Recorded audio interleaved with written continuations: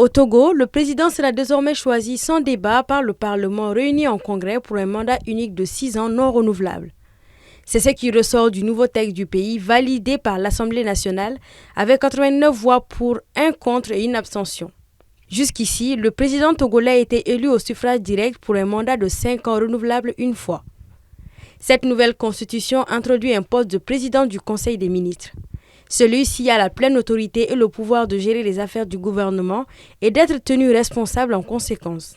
Selon le texte, le président du Conseil des ministres est le chef du parti ou le chef de file de la coalition de partis majoritaires à l'issue des élections législatives et est désigné pour un mandat de 6 ans. Il fallait changer ce système partisan depuis les années 90 que nous avons hérité, pour certains de l'indépendance, pour d'autres, après le discours de la Baule, qui est un régime à la fois présidentiel, des fois semi-présidentiel.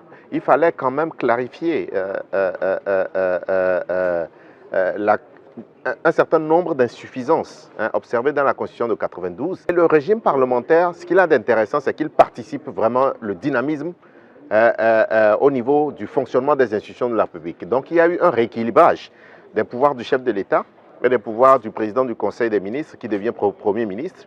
Et dorénavant, vous gagnez le Parlement, vous dirigez le pays. C'est aussi simple que ça. En 2019 déjà, les députés avaient révisé la Constitution pour limiter à 2 les mandats présidentiels tout en remettant les compteurs à 0 pour le président Faure Gnassingbé au pouvoir depuis 2005. Pour l'heure, aucune date n'est fixée pour l'entrée en vigueur du nouveau texte. Toutefois, il intervient en moins d'1 mois des prochaines élections législatives au Togo qui doivent se tenir le 20 avril en même temps que les élections régionales. Le Togo rejoint ainsi les 5 autres pays africains fonctionnant sur régime parlementaire. Il s'agit de l'Afrique du Sud, l'Éthiopie, le Botswana, l'île Maurice et la Somalie.